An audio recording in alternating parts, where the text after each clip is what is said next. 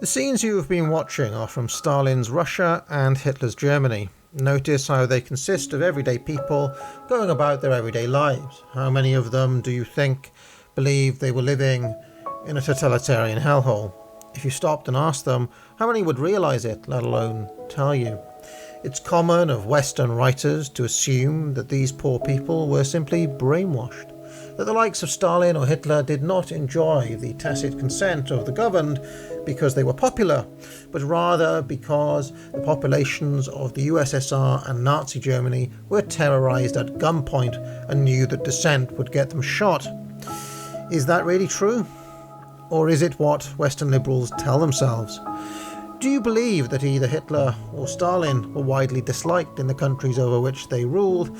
Or do you believe that they were quite the opposite, genuinely popular with most people, as any ruler must be in order to govern? I'll leave that for you to answer, but while you're thinking about it, I want you to consider another question. Did the average Russian in 1929 or the average German in 1935 seriously think about the liberal USA or the liberal United Kingdom as bastions of freedom as compared with the totalitarian hellholes in which they were living themselves? Well, I ask you, if they did believe that, why is it that 4.4 million German men fought for the Axis powers rather than defecting to the British or the Americans? Were they simply brainwashed? How about the millions of Russians who gave their lives in various wars? Just brainwashed?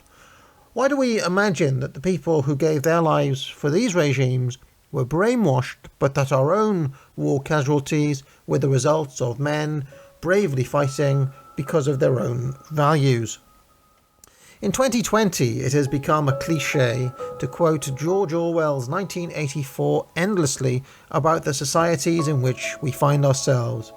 We watch history get rewritten, we watch truth being fabricated, we watch thoughts being policed, we see language being controlled and altered, we see books being censored, we see enemies of the party depersoned, imprisoned and tortured for speaking the truth. But I ask you, why do you imagine it was ever any different? Dissidents have always been persecuted, and the system has presented you with many different Emmanuel Goldstein figures over the years to give you your allowance of 2 minutes hate.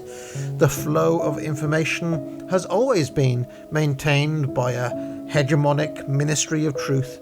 The only difference between now and then is that the internet, a technology that appears to have caught the authorities on the hop, has made it much more difficult to carry on as they used to. We are watching our own nations now become more openly authoritarian only because they have lost the control of the information flow. The standard reading of George Orwell's 1984 has been to see it as some sort of commentary on the totalitarian regimes the world was witnessing back in 1948. Or some say it was a warning for the future. But what if Orwell was trying to tell us, in his idea of the three great powers, Oceania, Eurasia and East Asia, who are permanently in some state of war, that even back in 1948, British or American people were already living in some form of totalitarian state. Certainly there are many things you might point to in the administrations of Clement Attlee or Franklin D. Roosevelt that were unmistakably totalitarian. If there was a 1948 Julian Assange, how would we really know about it? Certainly immense propaganda efforts were made during the Second World War and in its direct aftermath. Does anyone, even for a second, believe that the Nuremberg trials were free or fair? Were the Nuremberg trials more humane than Stalin's show trials or whatever passed for justice in the Third Reich? These are questions, again, I only ask you to ponder. Before the hate had proceeded for 30 seconds, uncontrollable exclamations of rage were breaking out from half the people in the room. The self-satisfied, sheep-like face on the screen and the terrifying power of the Eurasian army behind it were too much to be borne. And besides, the sight or even the thought of Goldstein produced fear and anger automatically.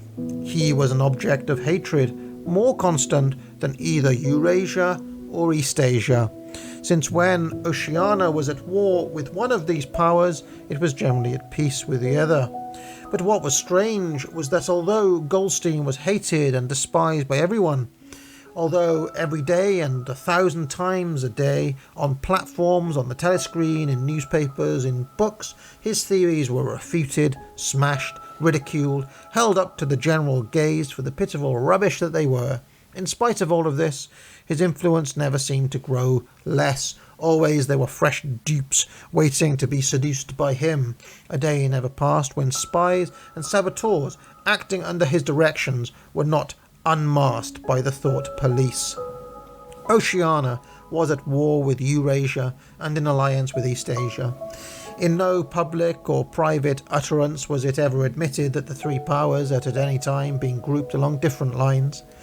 Actually, as Winston well knew, it was only 4 years since Oceania had been at war with East Asia and in alliance with Eurasia. But that was merely a piece of furtive knowledge which he happened to possess because his memory was not satisfactorily under control. Officially, the change of partners had never happened. Oceania was at war with Eurasia. Therefore, Oceania had always been at war with Eurasia. The enemy of the moment always represented absolute evil, and it followed that any past or future agreement with him was impossible.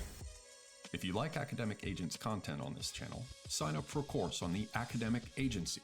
He's now offering Foundations of Economics. Click the link in the show description and level up your econ knowledge. Be sure to like this video and subscribe, and if you really like my content, maybe consider joining the channel or donating or maybe even buy a mug. I am grateful for all of your support. Now get out.